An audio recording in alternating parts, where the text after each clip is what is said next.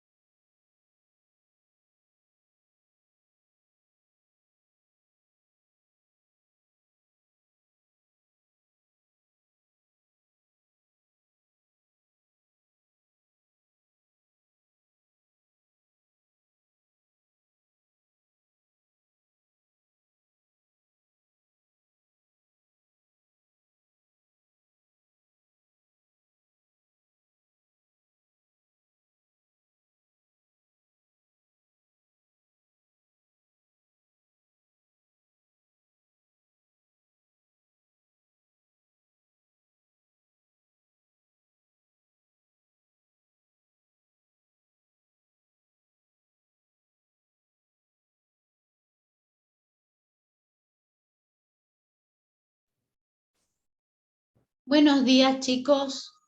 ¿Cómo están? Buenos días. Buenos días. ¿Me escuchan Buen bien? día, doc.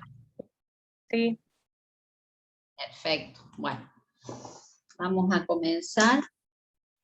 Supongo que ya están la mayoría de los que van a estar hoy, así que vamos a empezar. Hoy vamos a hablar de crecimiento y desarrollo.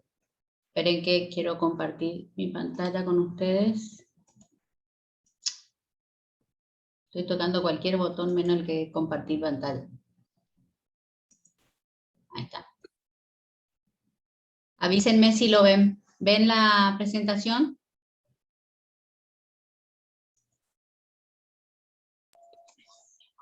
ahí sí se ve. Perfecto. Bueno. Muy bien. Bueno, hoy vamos a hablar, chicos, de crecimiento y desarrollo.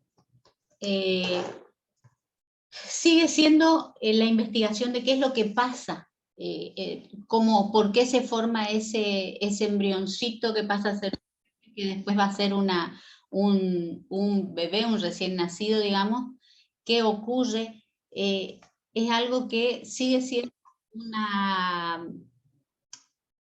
digamos, el desafío de todos.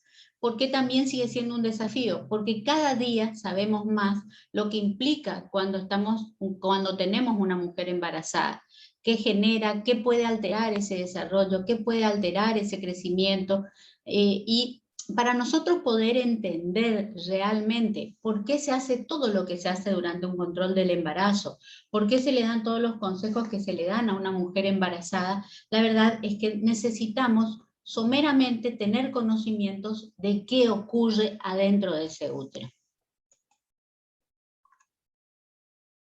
Entonces, decimos crecimiento y desarrollo. El desarrollo, vamos a empezar. ¿Alguien habló? ¿No? Bueno.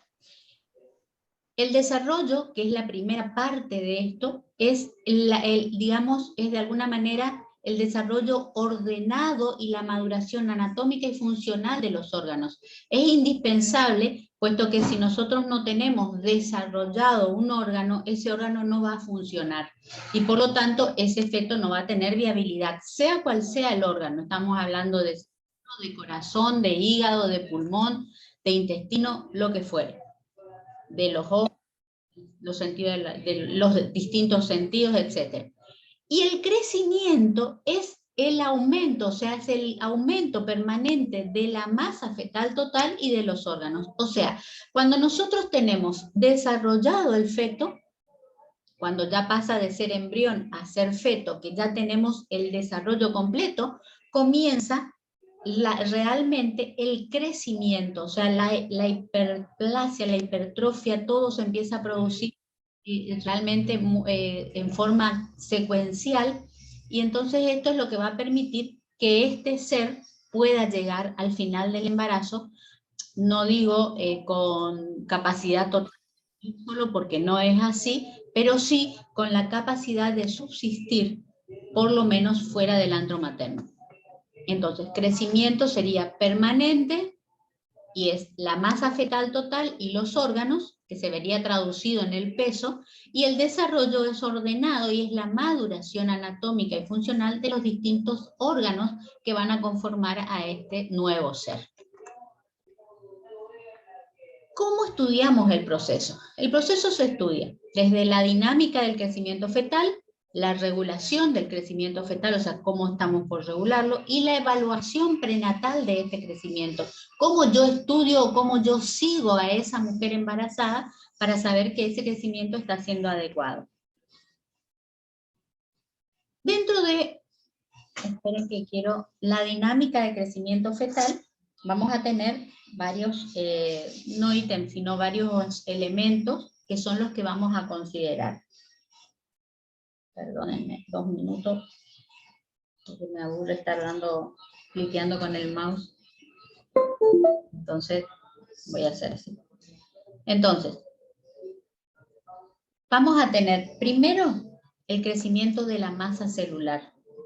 Acuérdense que hablábamos que el crecimiento, o el, digamos, el desarrollo,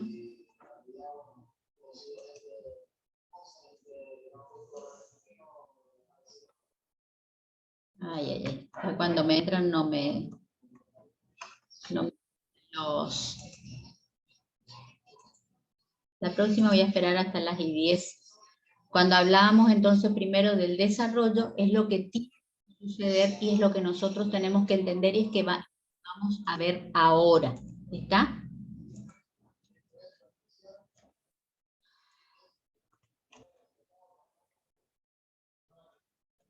Le voy a poner a alguno de ustedes, chicos, de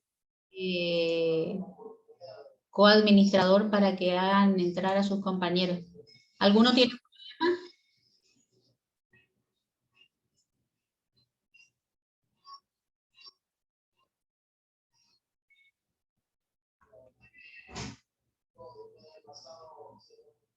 Alexia Ufalusi, ¿estás por ahí? Sí, soy yo. Bueno, te voy a hacer hospedador, ¿está? Entonces Bueno. vos vas a hacerle entrar a tus compañeros porque si no me interrumpe cada vez que estoy pasando y me interrumpe la transmisión de las diapositivas. Bueno, dale. Ahí está.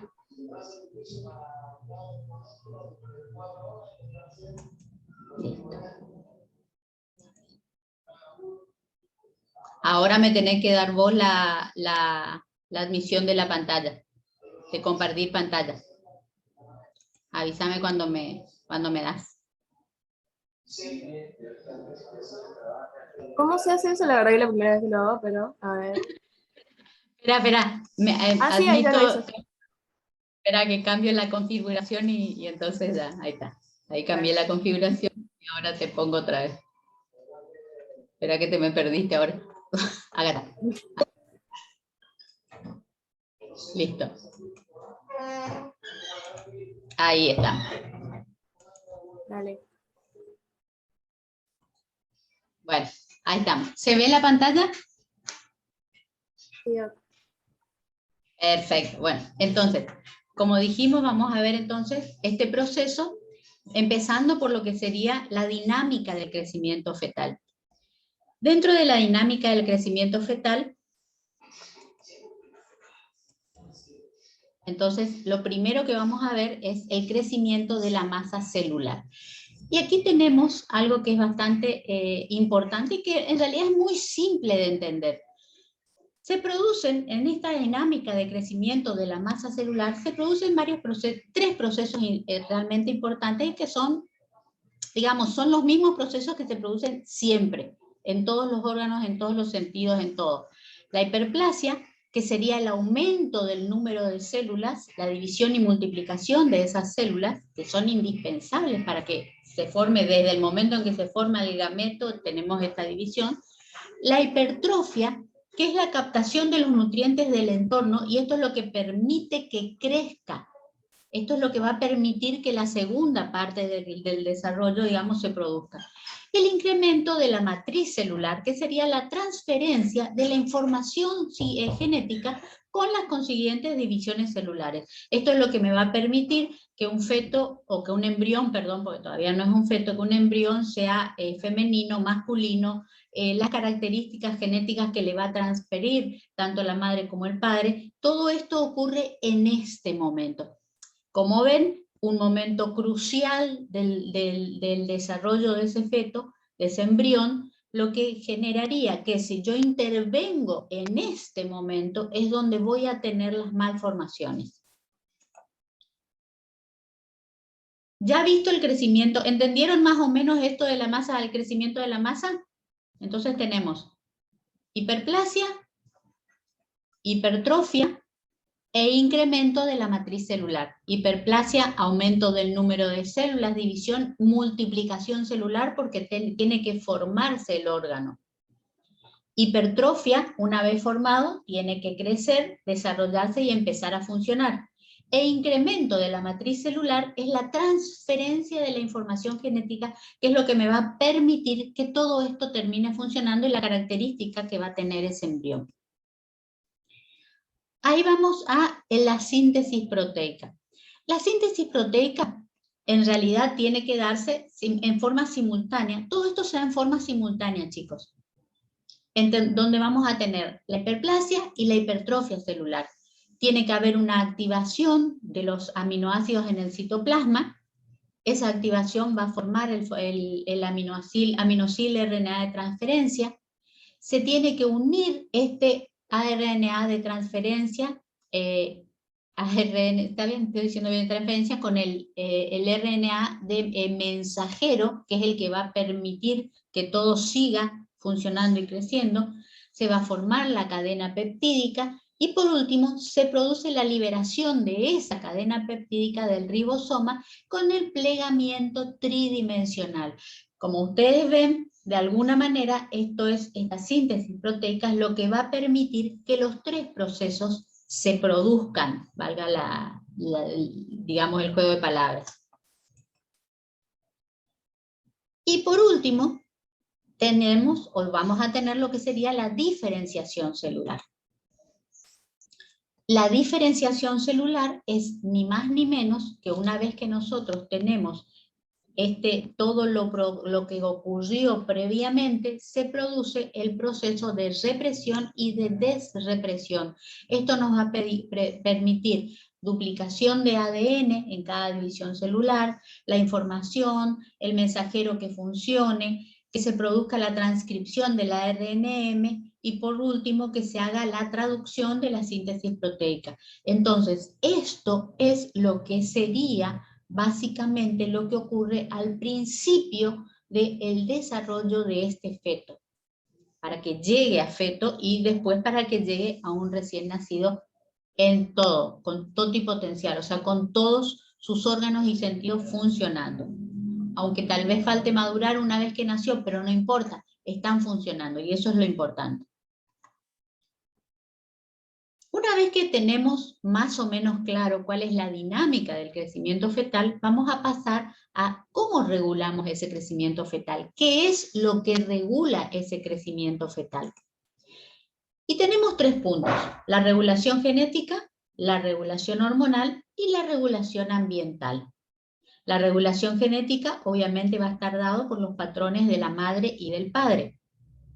La regulación hormonal, como sabemos, tenemos estrógenos, tenemos progesterona, tenemos cortisol, testosterona, todos elementos que son importantísimos para poder desarrollar todos los órganos y que a su vez los órganos de este embrión y de este feto comiencen a producir los distintos mecanismos necesarios para su funcionamiento. Y la regulación ambiental, que la regulación ambiental es la que me va a dar de alguna manera la situación mecánica, o sea, esto va a influir en cuanto al crecimiento, a posturas, también podría influir en cuanto a malformaciones. ¿Por qué? Porque puedo tener digamos, una influencia externa con algún tóxico o con algún medicamento que me podría... Eso está considerado como regulación ambiental y que me puede generar algún tipo de malformación o alteración en el crecimiento y desarrollo de ese feto, de ese embrión. Entonces, la regulación genética es lo que se conoce como cronómetro genético y son inmutables generalmente. Son condicionantes hereditarios operantes sobre el genotipo. Y tenemos el sexo fetal. Y aquí cuando hablamos de sexo, por ejemplo, esto si bien no es algo hiper estricto, pero es lo que se da en la mayoría de los casos, los varones pesan aproximadamente entre 150 a 200 gramos más que las mujeres. El grupo étnico, el promedio de peso al nacer, por ejemplo, de los indios Cheyenne en Estados Unidos en USA es de 3.800 gramos, y si nos vamos a la tribu Luni de Nueva Guinea pesan 2.400 gramos, y para ellos son pesos adecuados. Pero ¿cuál es la diferencia? Un Cheyenne puede llegar a medir 1,90 m, un Luni no pasa el 1,45 m como muy alto. Entonces las características del peso al nacer de sus hijos obviamente van a ser diferentes. Si yo tuviera un Cheyenne con 2.400 gramos o un Luni con 3.800, francamente y claramente voy a estar hablando de una patología. La contribución paterna. El peso aumenta 9 gramos por centímetro de talla paterna por encima del valor normal. Se considera un valor normal el 1,70 m para nuestra población. Estamos hablando de la población argentina o latina básica, o sea, latina de Latinoamérica y de Europa, sobre todo de Italia y España, que la talla, digamos, considerada normal es 1,70 m. Por debajo de esa talla es considerado de baja talla y por encima del 1,70 m, que ya es alto. Pero la contribución paterna al peso del recién nacido se considera recién por encima del 1,70 m. ¿Cuál es la contribución materna? ¿Qué aporta la mamá? El genotipo fetal. El peso de la madre al nacer influye en el peso que puede llegar a tener su hijo, la historia familiar, generalmente se da en el caso, por ejemplo, de los mellizos, de los gemelos. Los gemelos, ustedes saben que es una división de un solo óvulo, los mellizos es la fecundación de 2 óvulos, y esto se transfiere por la línea materna, o sea, es contribución exclusiva de la madre. Por otro lado, lo del peso al nacer, y por eso digo que esto es relativo, porque si una mujer de 1,50 m se casa con un hombre de 1,90 m, la probabilidad de que ese hijo tenga un alto peso es muy grande. ¿Por qué? Porque estamos hablando de 1,90 m, o sea, un hombre de talla alta, lo que me va a estar influyendo, según lo que nosotros acabamos de decir, en el peso de ese recién nacido. Y si bien la mamá tiene como contribución genética el peso de ella, que habrá sido pequeña, tiene mucha influencia también aquí la contribución paterna. Entonces, son cosas que hay que ir evaluando y hay que ir mirando. No son estrictas, pero son orientativas, digamos. Y bueno, aquí vemos las características. Los parecidos, el tema de que, fíjense, todos los que tienen, los de raza asiática tienen características de raza asiática, los afroamericanos tienen características afroamericanas, los latinoamericanos igual, etc. Entonces, son cosas, digamos, que se consideran de índole genética. Después tenemos la regulación hormonal, o lo que se conoce como cronómetro endocrino. Estos son modificables farmacológicamente, y esto es lo peligroso de esto. Vamos a tener, por ejemplo, ¿qué pasa con las hormonas maternas? Las hormonas maternas no pasan la membrana placentaria. Esto hay que tenerlo clarísimo, porque en algunos casos he escuchado que plantean que la progesterona de la mamá pasa a través de la placenta. No, no, no. Las hormonas de la mujer no pasan a través de la placenta. Lo que hacen es actuar indirectamente regulando algunos elementos, por ejemplo, los niveles de glucosa y de otros nutrientes, y asegurando la adecuada perfusión placentaria. Entonces, por ejemplo, en el caso de la glucosa, lo que logra es un equilibrio de glucosa-insulina materna. Pero no es la hormona actuando directamente a través de la placenta en el feto. No, actúa en forma indirecta, regulando a través de la sangre los niveles de los distintos elementos. Las hormonas fetales, principalmente la insulina, y en menor importancia la gonadotrofina coriónica y la tiroxina. La insulina sí actúa, la insulina fetal es un elemento muy importante, sobre todo para lo que va a ser el crecimiento de ese feto.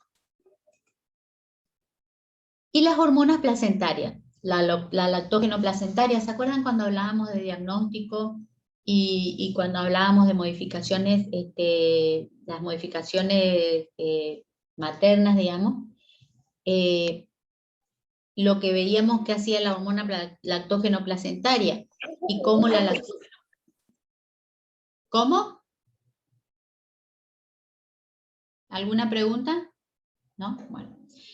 Cómo la hormona lactógeno placentaria actuaba justamente regulando lo que sería la resistencia a la insulina. Entonces, si yo tengo una mujer que tiene, así como las hormonas maternas actúan en forma indirecta, regulándome los niveles de glucosa, si yo tengo una lactógeno placentaria que me está desbalanceando esa regulación, puedo tener, voy a tener lo que sería la diabetes gestacional. Se secreta, como dijimos, en grandes cantidades en el sitio trofoblasto de la placenta, y esto es lo que va a permitir un adecuado aporte de hidratos de carbono al feto. Esto me garantiza que el feto reciba buena cantidad de hidratos de carbono y que crezca adecuadamente. Bueno, y aquí ven lo que hablábamos recién. Las características, estos dos gemelitos. Aquí tenemos distintos gemelos, pero estos son gemelos donde han habido patología. Bueno, estos son distintos hermanos, digamos, no hermanos, mellizos. Los mellizos, acuérdense que pueden tener distintos sexos y distintos pesos. Sin embargo, y esos son los que se heredan, ¿eh? Esos son los que se heredan. ¿Y quién va a heredar? La mujer. La mujer que hereda y que viene heredando de la línea de la mujer. Los que no se heredan son los gemelos y son los que pueden llegar a tener estas características. ¿Por qué? Porque vamos a tener, que eso después lo vamos a ver cuando hagamos embarazo múltiple, las patologías que se dan en estos embarazos, como ser, por ejemplo, la transfusión feto-feto, cosas así por el estilo. Y la regulación ambiental, o conocido como cronómetro ambiental. Esto sería lo que actúa sobre el medio ambiente intrauterino y sobre el medio externo en que vive la madre. Hay múltiples elementos que se pueden ver afectados por este cronómetro ambiental o esta regulación ambiental. La paridad, el peso, la talla materna, las condiciones socioeconómicas, patologías asociadas y régimen de vida materna.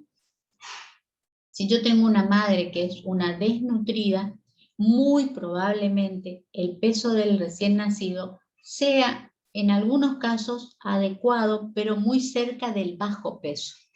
Si yo tengo una madre de talla muy baja, salvo que tengamos una pareja o un marido con una talla muy alta, realmente el feto va a tener un peso adecuado a la talla de la madre, que puede ser considerado bajo peso, pero sin embargo, considerando la talla de la mamá, el peso de ese feto va a ser normal.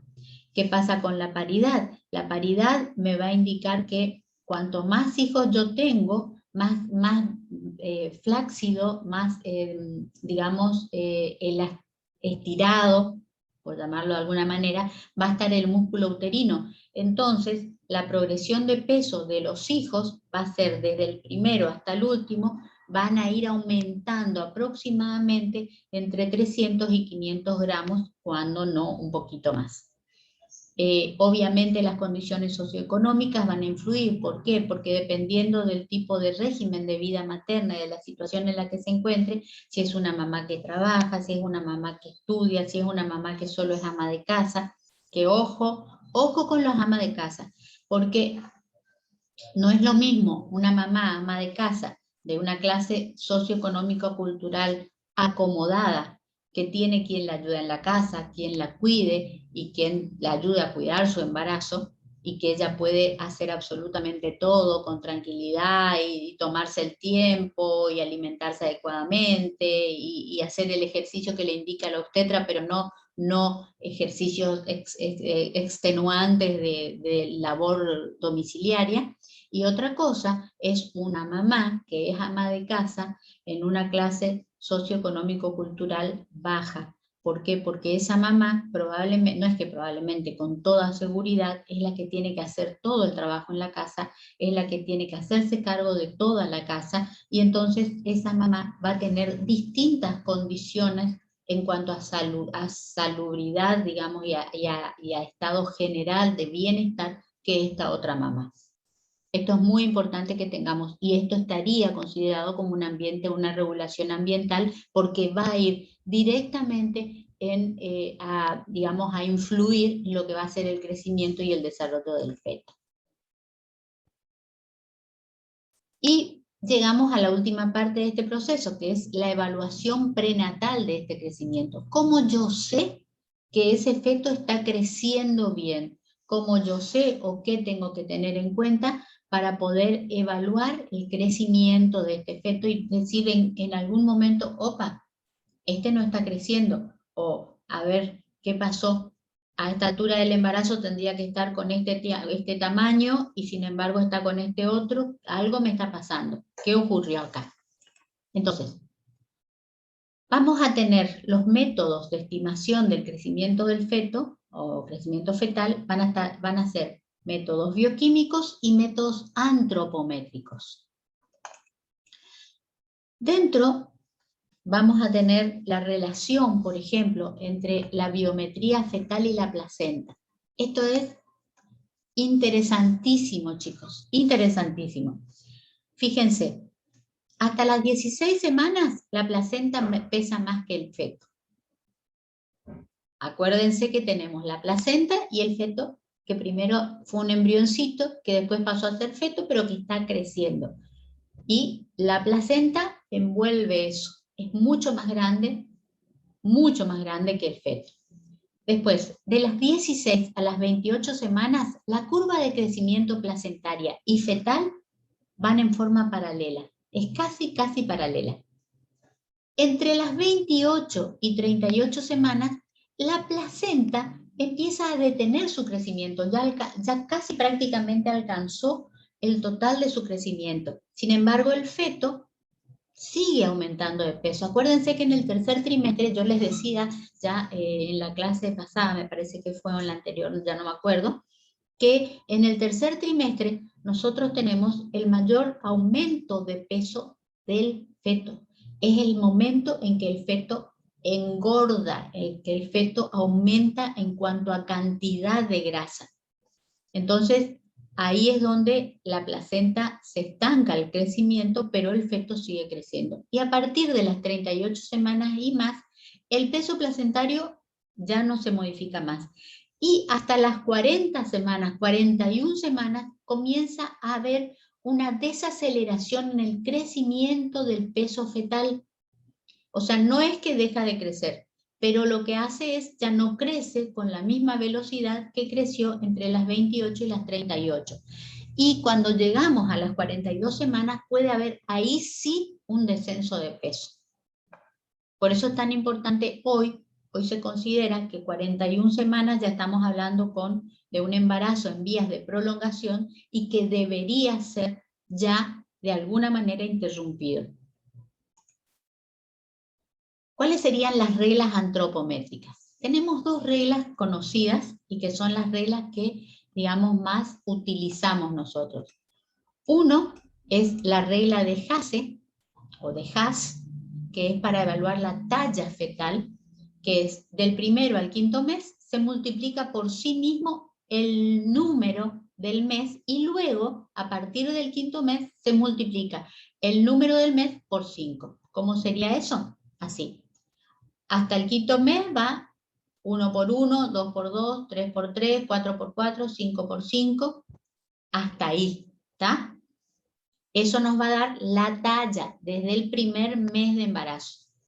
A partir del sexto mes, o sea, desde las 21 semanas a las 24, de 21 a 24, del quinto al sexto todo completo, ya multiplico por 5. Y esto me va a dar la longitud de la talla fetal. ¿Ven? En este caso son 30 centímetros, en el séptimo mes 35, en el octavo 40 centímetros, en el noveno 45 y en el décimo mes 50 centímetros. O sea, cuando yo llego entre las 21 y las 24 tengo que llegar a los 30 centímetros, entre las 25 y las 28 semanas tengo que llegar a los 35 centímetros, entre las 29 y 32 a los 40 centímetros, entre las 33, yo marco con mi láser y no me acuerdo que ustedes no ven esto, entre las 34 y 36 a los 45 centímetros y entre las 37 y las 40 semanas,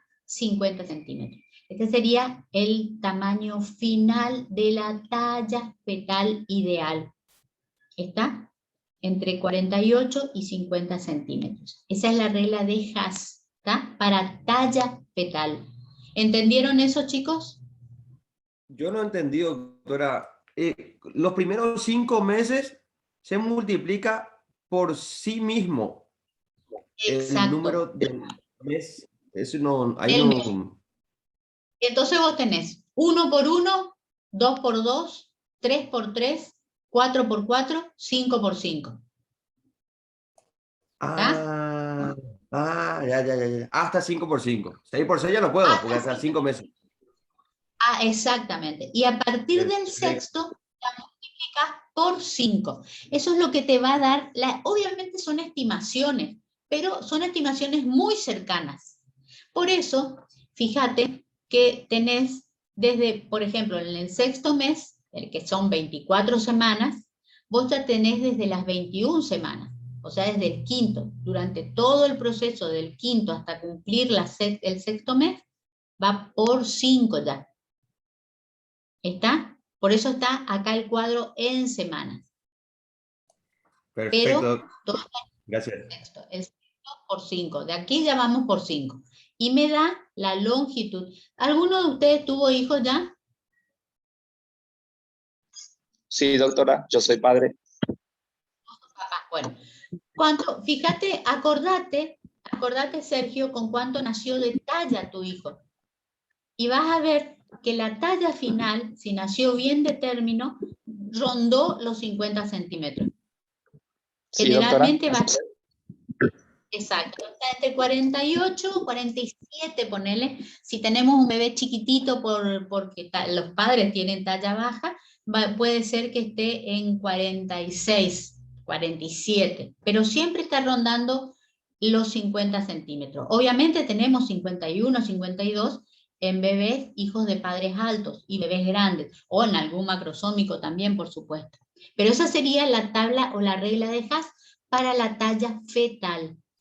Y después tenemos la regla de Dexeus. La regla de Dexeus, que es para el peso fetal. Con esto vamos a estimar cuánto debería pesar ese recién nacido al nacer y cuánto debería ir pesando en la progresión. Ustedes vieron que cuando uno está haciendo una ecografía de una mujer embarazada, siempre habla del peso estimado. El ecografista me da un peso estimado en función de, ellos utilizan tablas con los diámetros. Pero entonces nosotros tenemos nuestra regla y nosotros sabemos que el peso del feto se duplica por cada mes desde el tercero al sexto, o sea, como el de la talla era por cada mes hasta el quinto, acá empezamos en el tercer mes a duplicarlo, o sea, 3 por 3, 4 por 4, 5 por 5, 6 por 6. Y desde allí hasta finalizar el embarazo, el feto tiene que aumentar por mes alrededor de 700 gramos. Eso es lo que debería aumentar. Entonces nosotros tenemos, en el tercer mes vamos a tener aproximadamente 125 gramos de peso. En el cuarto mes, o sea, acá yo arranco con estos 125, ¿está? En el cuarto mes yo voy a hacer 125 por 2.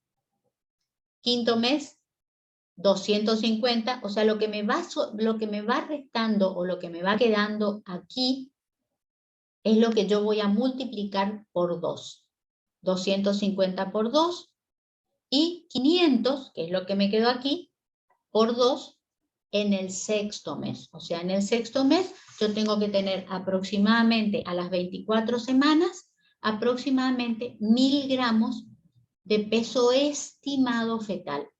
A partir de aquí, por cada mes, yo tengo que sumarle 700 gramos. Eso es lo que debería. O sea, entre las 25 y las 28 semanas, yo tengo que rondar los 1700 gramos. Entre las 29 y las 32, los 2400 gramos. Y entre las 33 y las 36, 3100 gramos. ¿Qué pasa después? Después sigue aumentando de peso hasta las 38, entre las 38 y 39 semanas, va a seguir aumentando aproximadamente en todo el mes esos 700 gramos. Pero ya una vez que pasé las 39 semanas, se considera o se empieza a calcular aproximadamente entre 150 y 200 gramos semanales. ¿Está? ¿Entendieron esto, muchachos? Perfecto, Esto es doctora.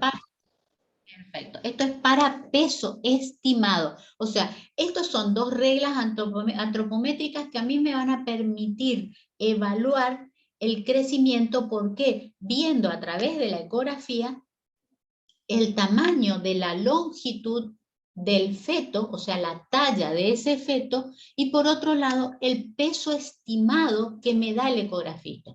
Y yo, teniendo esta tabla, que la pueden tener sin ningún problema, digo, a ver, estamos de 23 semanas y tiene 900 gramos. Sí, está bien, porque todavía me falta una semana para poder llegar a los 1000 gramos que debería tener.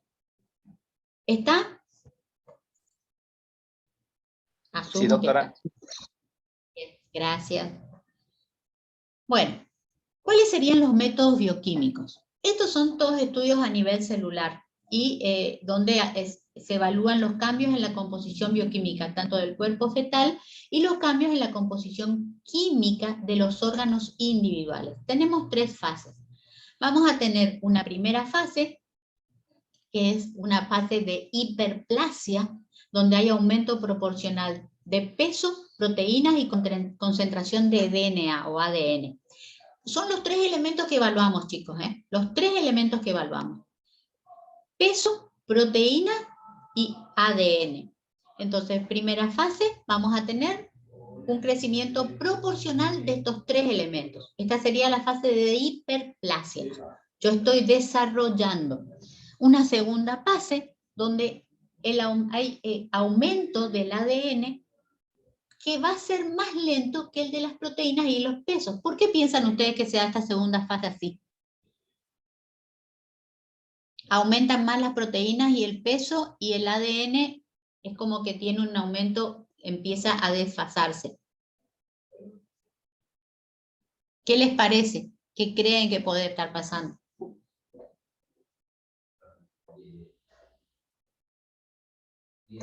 Chicos, ¿qué se les ocurre? Por la hipertrofia, el crecimiento mayor de la parte estructural del feto. Claro, exacto. ¿Por qué? Porque en la primera fase yo ya tengo que se me formó todo. Ya está prácticamente todo formado. Entonces todavía me queda algo que el ADN tiene que seguir influenciando. Pero lo que más necesito que empiece a hacer es crecer. Entonces por eso necesito mayor cantidad de proteínas y por eso voy a tener mayor aumento de peso. Y después tenemos una tercera fase donde voy a tener aumento de proteínas netas y peso, pero ya el ADN prácticamente es inmutable, ya no se modifica. ¿Por qué? Porque ya disminuye su síntesis, porque ya se cumplió, ya cumplió todo lo que se necesitaba cumplir, si tenemos en cuenta cuando se desarrollaba este feto. Y aquí comienza la fase de hipertrofia. ¿Tá? Entonces primero tenemos hiperplasia, donde el feto se va a desarrollar, y después tenemos la fase de hipertrofia, donde va a crecer. Bueno, la evaluación prenatal. Aquí tenemos las medidas aproximadamente que podemos tener de crecimiento en la semana 21. Generalmente la medida máxima, esto estamos hablando de altura uterina y circunferencia abdominal. La verdad es que la circunferencia abdominal nosotros no la tomamos en cuenta, si bien se mide, pero no se la toma en cuenta. Pero sí tomamos en cuenta la altura uterina. Y hasta, fíjense, esperen que saco esto acá. Miren esta tabla, chicos. Vamos desde las 13 semanas hasta las 41 semanas.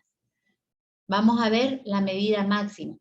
Fíjense que hasta las 30 semanas yo tengo entre 29 y 30 centímetros de altura uterina.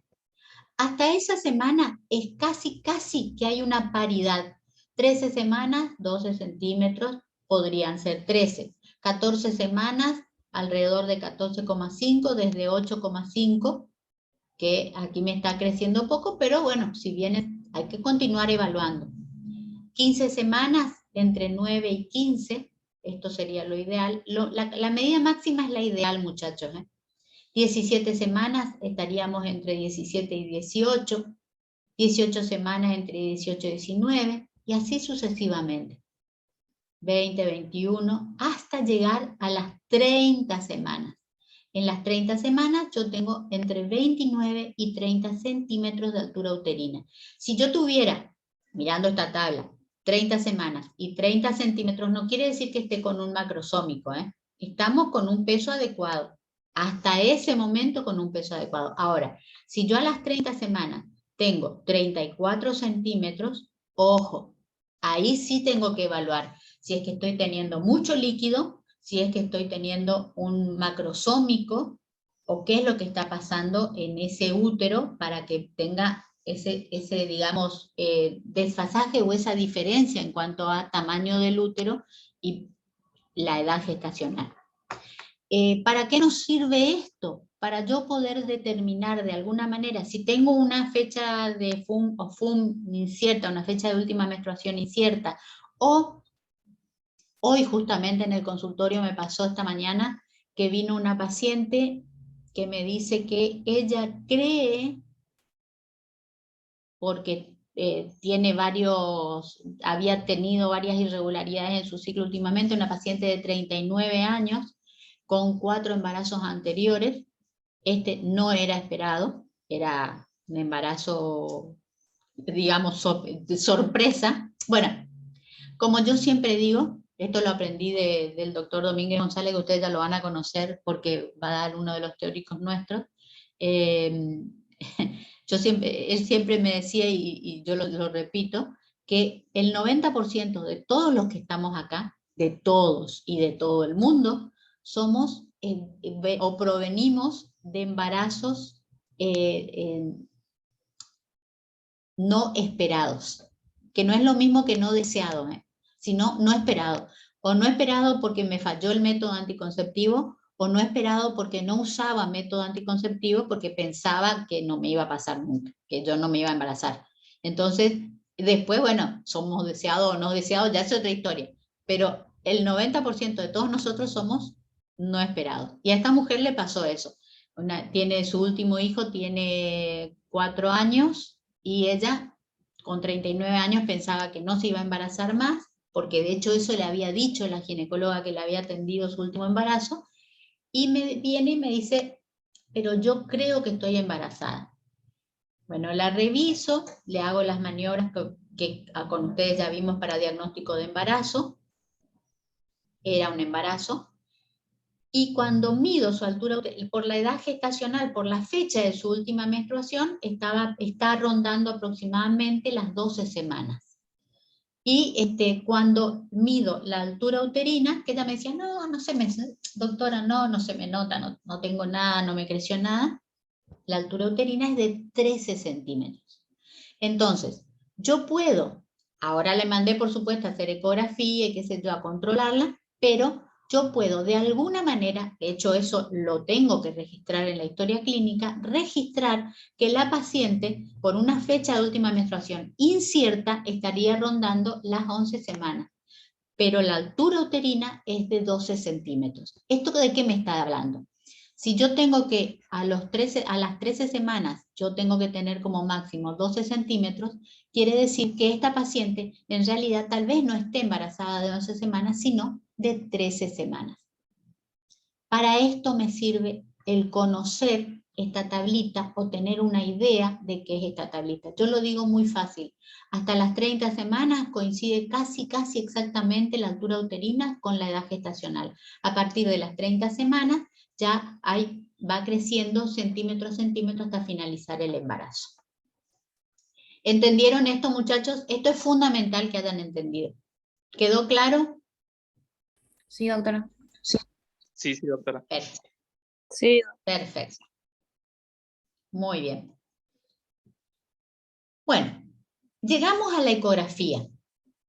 La ecografía es un método maravilloso y que hoy cada día más nos permite buscar no solamente evaluar el crecimiento, sino también el bienestar, el cómo se encuentra ese feto. De hecho, hoy ya a las 11, antes se decía que lo ideal era tener una ecografía por encima de las 12 semanas. No, Hoy ya decimos que la ecografía tiene que ser lo más precoz posible, porque es lo que me va a permitir a mí realmente llegar a un diagnóstico de edad gestacional. ¿Por qué? Porque cuanto más precoz sea la ecografía, yo voy a tener la certeza de la gesta.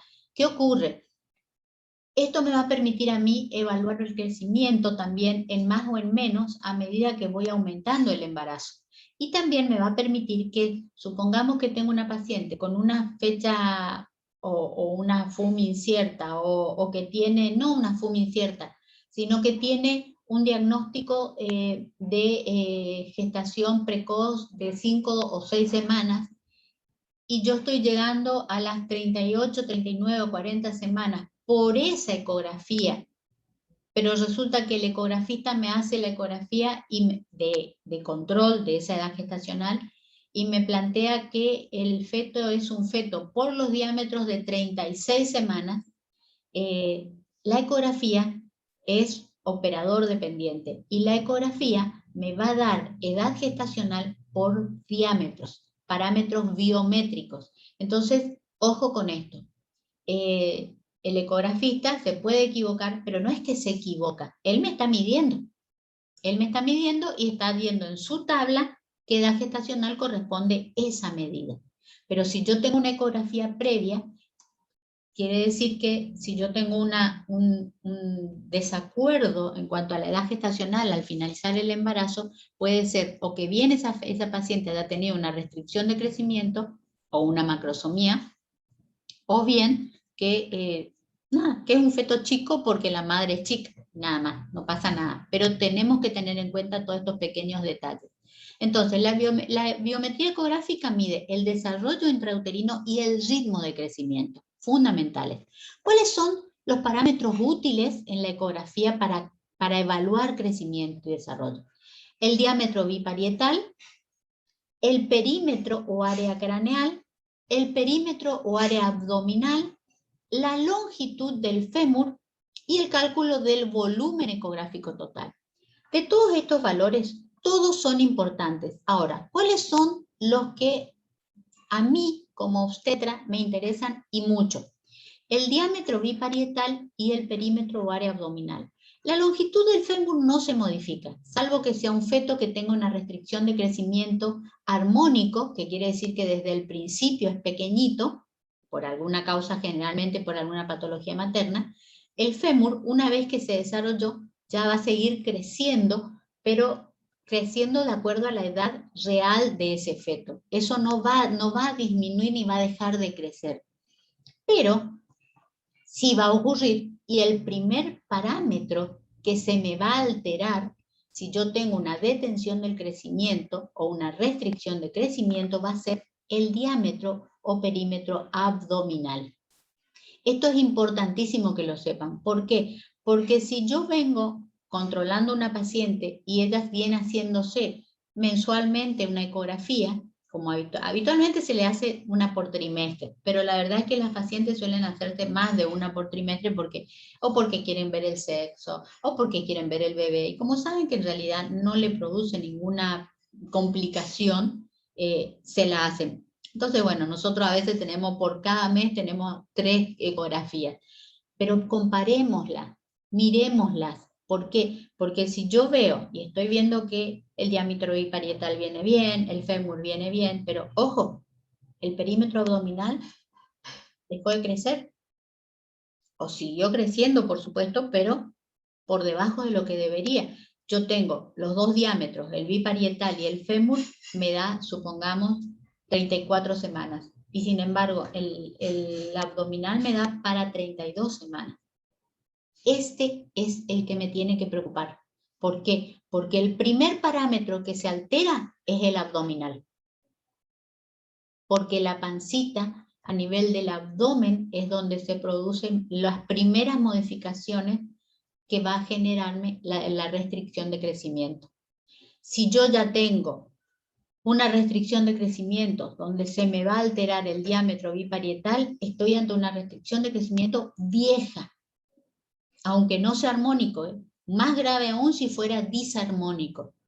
Pero el diámetro abdominal o el área abdominal o perímetro abdominal es lo primero que se me va a alterar si yo voy a tener alguna alteración en el crecimiento y desarrollo fetal. Dentro de las curvas ecográficas las dividimos en 4 zonas. Una zona de baja tasa de crecimiento, una zona de crecimiento acelerado, una zona de máximo crecimiento y una zona de desaceleración de crecimiento. Y esto sí está de acuerdo a la edad gestacional. La de baja tasa de crecimiento va a ser hasta las 16 semanas, que crece aproximadamente 10 gramos o menos por semana. ¿Por qué? Porque recuerden que en esta etapa es donde yo primero estoy desarrollándome. Está desarrollándose todo, está empezando a madurar, estoy teniendo influencia, entonces aquí no hay gran crecimiento en peso. Después tenemos la zona de crecimiento acelerado, que va de las 16 hasta las 26 o 27 semanas. Aquí llega a pesar 85 gramos semanales. Si ustedes se acuerdan de la curva que habíamos visto antes, esto estaría en paralelo a esa curva. Posteriormente vamos a tener entre las 28 y las 38 semanas la zona de máximo crecimiento, que acá tenemos unos 200 gramos semanales. ¿Se acuerdan que decíamos que hasta las 37 semanas crecía aproximadamente 700 gramos por mes? Entonces, si yo tengo 200 gramos semanales, 2 por 4, 8. ¿Está? 800 gramos alrededor, aproximadamente.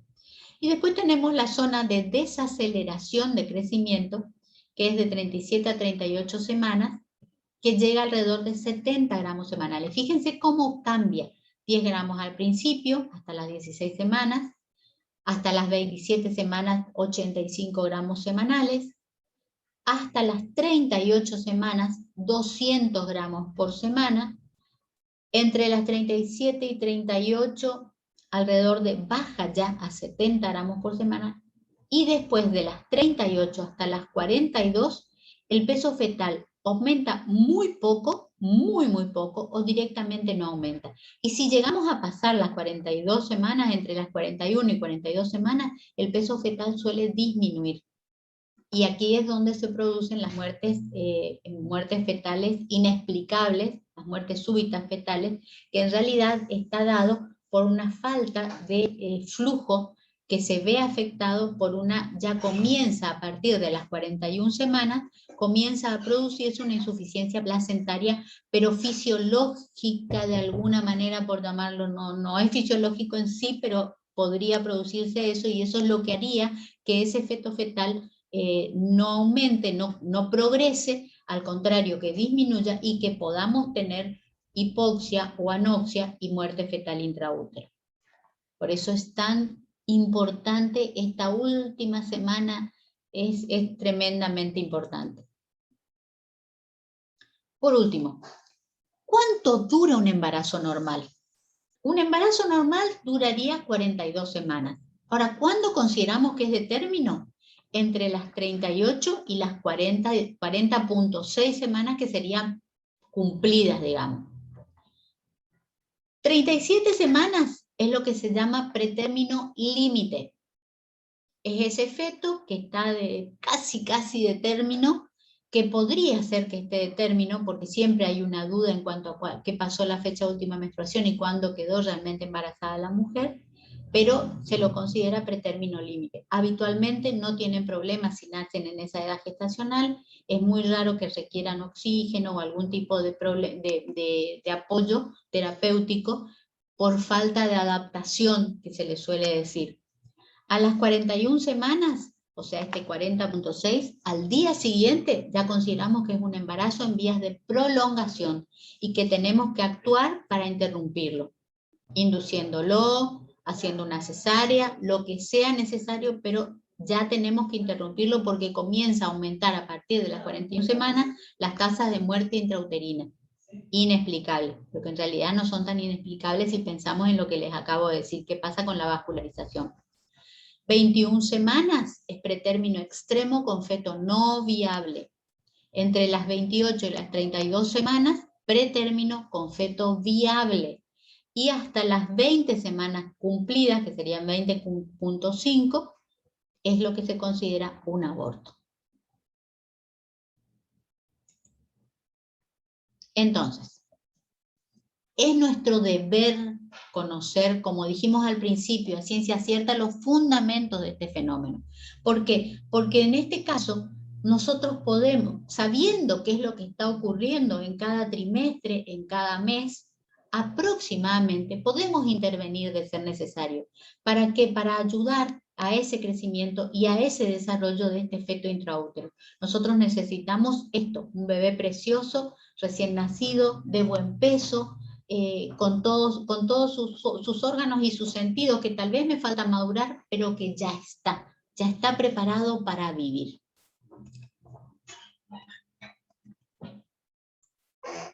Muy bien.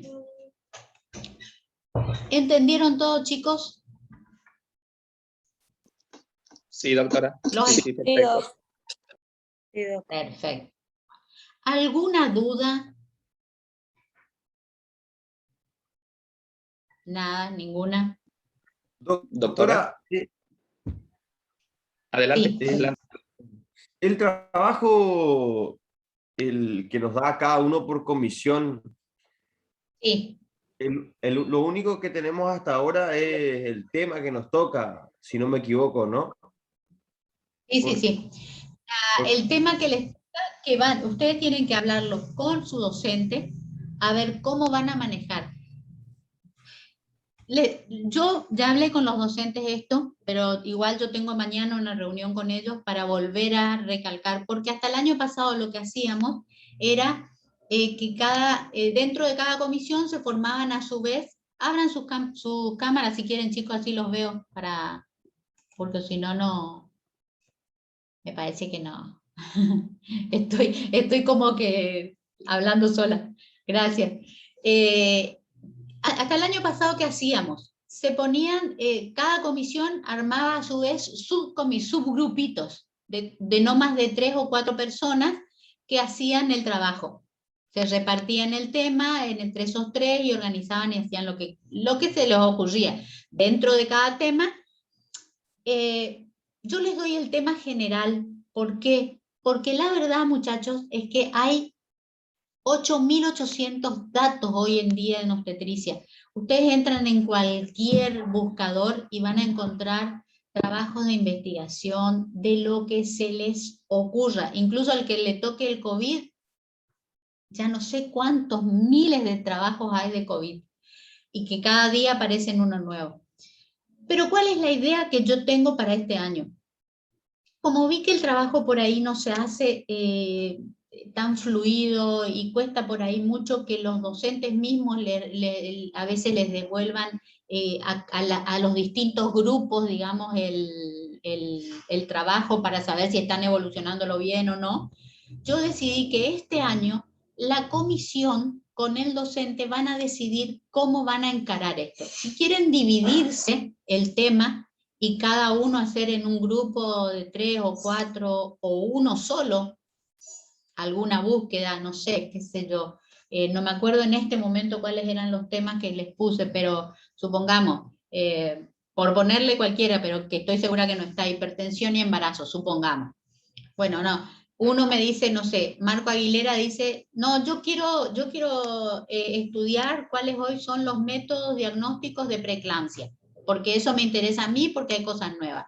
Oriana Romero dice, no, yo quiero cómo hago diagnóstico de hipertensión en el primer trimestre, a pesar de no tener la paciente factores de riesgo. Agustina Collado me dice, no, yo quiero estudiar qué pasa con la proteinuria, porque hoy se dice que en realidad para el diagnóstico de la hipertensión solamente se considera la presión, la tensión arterial y la proteinuria, no se considera más el edema, no se consideran más otros elementos que antiguamente se consideraban. No sé, Camila Guillén me dice, yo quiero hablar de cómo finalizo el embarazo con una paciente con preeclampsia. Entonces, ustedes, por ejemplo, en una comisión, deciden cada uno hacer y dividir y estudiar eso, hacer el trabajo, su producción escrita sobre eso. Pero también puede ser que se ponga toda la comisión de acuerdo y digan, Y si armamos sobre el tema que tenemos, no sé, una encuesta, ustedes están yendo, la gran mayoría están yendo a salas, o sea que están viendo pacientes embarazadas en las salas.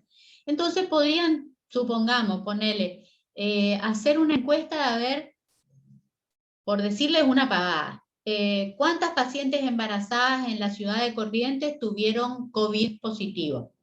¿Y qué pasó? ¿Cómo terminó ese embarazo? ¿Qué pasó con el bebé? ¿Se contagió o no se contagió?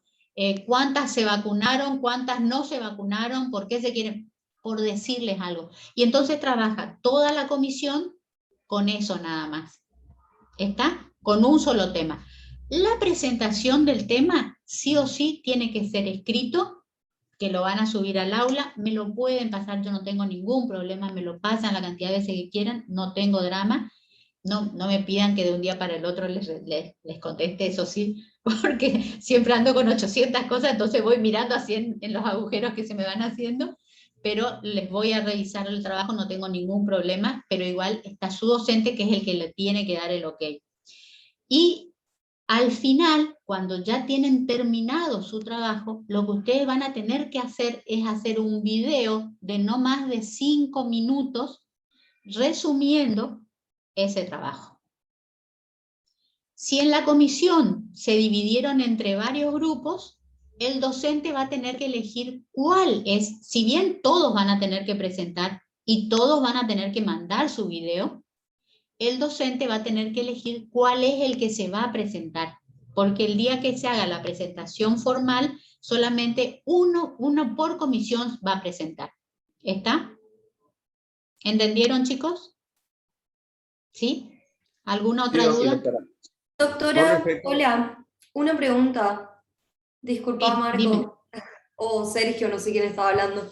¿Ese trabajo sería como el segundo parcial? Porque tenemos lo que entra en el primer parcial y después dice segundo parcial y el tema del trabajo. No. El primer parcial es escrito y bueno, los dos son escritos en realidad, pero porque la verdad que el segundo parcial, la idea de los parciales en esta cátedra son que ustedes se adapten ya a cómo va a ser el examen final de la carrera. Entonces, el parcial es un parcial con casos clínicos, que son los mismos, no son los mismos, pero son muy parecidos a los casos clínicos que ustedes van a tener en el escrito. ¿Y por qué yo les digo que es así? Porque yo soy una de las que hace los casos clínicos para el escrito del final de la carrera. Entonces sé cómo se hace, sé lo que van a tener que pasar, digamos.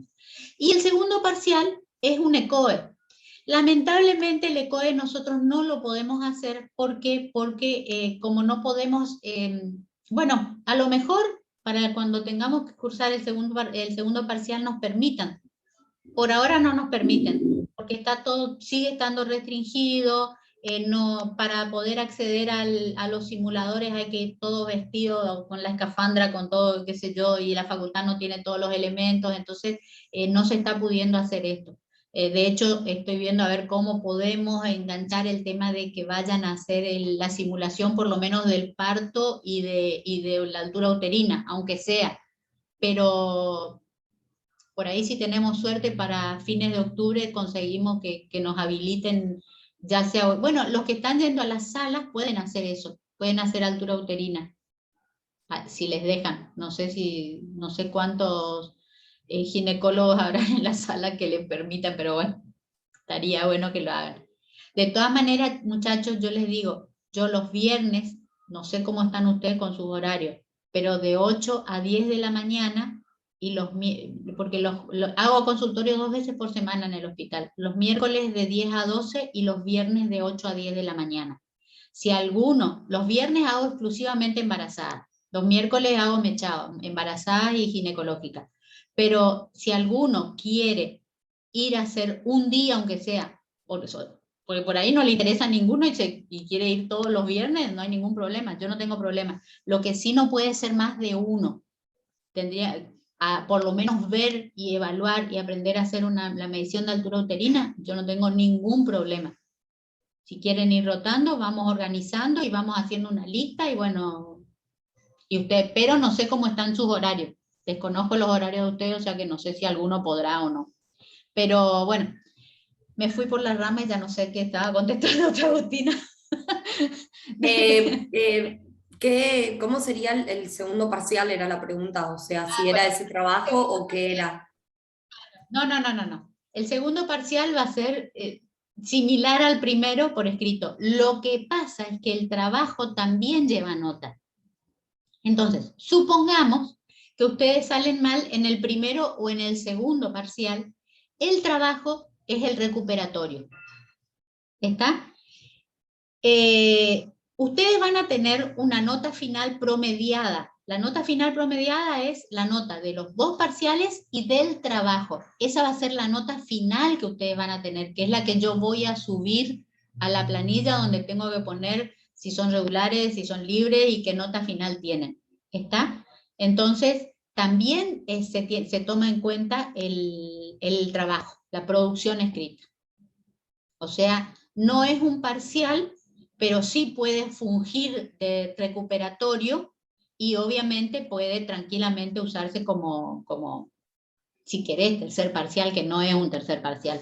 Y para el que tiene los 2 parciales aprobados, también le sirve porque va a promediar su nota. ¿Está? Chicos, los parciales tienen que ser, los 2 parciales tienen que rendirlos. Sí o sí tienen que rendir los 2 parciales. Si no rinden uno de los parciales, automáticamente quedan libres. Ojo con esto, ojo con este tema, porque ha pasado chicos que no se han presentado a rendir. Obviamente, si tuvieron un accidente, si tuvieron algún problema muy grave, familiar o personal, obviamente que se justifica y hasta se puede, he tomado de vuelta el parcial al alumno, pero sin justificativo, porque me perdí, porque lo que fuera, la causa que sea, porque me desconecté, no rendí, y no avisé, ni nada por el estilo, directamente quedan libres. Ojo con eso. O sea, sí o sí los 2 parciales tienen que estar rendidos. Aunque después la producción escrita sea una porquería, por decirlo así, pues nunca, siempre son buenas. La verdad que, gracias a Dios, en todos estos años siempre han sido muy buenas las producciones, de hecho muchas se han publicado.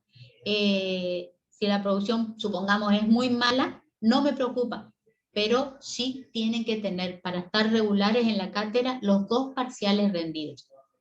¿Estamos? Y si tienen uno que desaprobaron, no pasa nada, la producción va a ser de recuperatorio, digamos. Doctora, una consulta. ¿Tendría la fecha de los parciales por las dudas? No, todavía no saqué la fecha. Todavía no saqué. Ustedes van a tener 5 teóricos y después del 5.º teórico, recién ahí vamos a ver la... No, yo voy a ver la fecha ya ahora. En estos días ya les voy a decir cuándo va a ser el primer parcial. Pero más o menos, para que ustedes vayan estimando, son 5 teóricos. Habitualmente, si tenemos tiempo, lo bueno de la virtualidad es que me permite dar clase aún si estuviéramos con feriado. Por ejemplo, el 24 en Corrientes es feriado, porque es el Día de la Virgen. Sin embargo, nosotros vamos a dar clase. O sea que esto nos permite no perder días de clase. ¿Está? Incluso los prácticos mismos, si el docente no tiene ningún problema, tranquilamente se puede dar el práctico si fuera un feriado, así fuera un feriado nacional. Esto nos permite la virtualidad. Entonces, si tenemos tiempo, a mí me suele gustar dejarles una semana sin actividad para que ustedes estudien para el parcial. O repasen, o hagan repaso, por ejemplo, en los prácticos que sean de repaso para el parcial. Y si tienen si quieren armar un Zoom, una cosa así, para repasar algún tema que les haya quedado con duda, lo hacemos. Pero eso vamos a ver en función de los tiempos que tengamos. Yo no calculé, como comenzamos tan tarde este año otra vez, ya se nos atrasó porque no nos habilitaban a comenzar y qué sé yo, fue todo un tema. Cuando nos habilitaron no nos pasaban listas, no nos habilitaban el aula. X motivo. Entonces, no sé cómo estamos con los tiempos, pero la idea es esa, que ustedes tengan una semana para repasar todo. ¿Está? Gracias, doctora. Entra Gracias. todo lo que se da en el práctico y todo lo que se da en el teórico hasta el momento que yo digo, señores, la fecha del parcial va a ser esta. ¿Está? ¿Claro? Doctora. Sí, doctora. Sí, doctora. Sí. Dime, Sergio. Sí, sí, sí. Doctora, los parciales van a ser presenciales. Pregunto porque yo vivo en mi pueblo, en el interior de Formosa, y bueno, si tengo que viajar, viajo. Yo estoy cursando obstetricia y estoy cursando cirugía y traumato. Entonces, para saber... Para saber, no. Este año, como viene la mano, nosotros los parciales van a ser todos virtuales. Van a ser todos virtuales. Lo que probablemente, si se habilita, sea presencial, sea al final, pero es lo único hasta ahora que existe cierta probabilidad de que sea presencial. Si no, va a ser otra vez virtual como el año pasado lo hicimos. Estudien, muchachos, lean, por favor, lean. El tema no es difícil, obstetricia no es difícil, y sobre todo si la leen, no les digo que se metan así, no queremos que sean obstetras. Si quieren ser obstetras, mejor, ¿no es cierto? Pero bueno, pero no es el objetivo nuestro. Nuestro objetivo es que por lo menos conozcan de obstetricia y que se saquen del... Porque a mí me da mucha pena cuando escucho un médico ya formado, post-residente y todo, qué sé yo, que hizo neurología, o que hizo cirugía general, o que hizo clínica, o lo que fuera, y que me manda una paciente y me dice, te mando esta embarazada porque yo no quiero saber nada de la embarazada. Y una embarazada que tienen que tratarle por algún tema de ellos, no mío, no obstétrico, digamos. Entonces yo digo, eso no puede pasar. Ustedes pueden, sí, obviamente, interconsultar a un obstetra si no hacen obstetricia, pero tienen que tener los lineamientos y los conocimientos básicos para manejar una embarazada en cualquier especialidad, en la que sea, oftalmología, neurología, cardiología, lo que fuere. Ustedes ya vieron lo que es en cardiología, qué pasaría si yo no tengo idea de que puedo tener una onda T invertida y que voy a tener una onda T invertida en el embarazo. Yo encuentro una onda T invertida en una embarazada y les confirmo, chicos, porque ha pasado, que te mandan hacerle que ecocardiograma, que acá, que allá, que la pobre embarazada la ponen un poco más en la NASA para estudiarla por qué tiene la onda T invertida. Y la onda T invertida es normal en el embarazo. Es normal, es lo que pasa, es lo que tenemos que encontrar. Entonces, esto es lo que quiero que ustedes aprendan. Pero eso aprenden si leen un poquito nada más. Yo no les pido que sean eruditos en obstetricia, que lean un poquito nada más. Y que pregunten. Muchachos, pregunten. Esta es la oportunidad, la última oportunidad que ustedes tienen para preguntar lo que se les ocurra.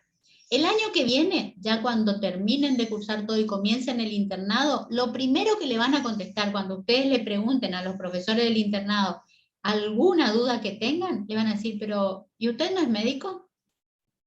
Porque ya van a ser médicos. No tienen todavía el título, pero ya terminaron toda la carrera. Entonces, pregunten, este es el último año donde ustedes pueden preguntar hasta las cosas que les parezcan más tontas, no interesa. Pregunten, muchachos, pregunten. A mí las preguntas no me molestan, y si me preguntan algo que no sé, lo voy a buscar y se lo voy a contestar. ¿Está? Así que a mí me pueden preguntar lo que se les ocurra, y a su docente también. Y si les molesta, me avisan, no hay problema. ¿Estamos? Muy bien, muchachos. Si no hay nada más, nos vemos el martes que viene, ¿está? Y vayan pensando con sus docentes qué van a hacer. Listo. Gracias, Doc. Nos vemos. Mil gracias. Gracias. Chao. Gracias. Chao. Buen fin de semana. Igualmente. Igualmente, Doc.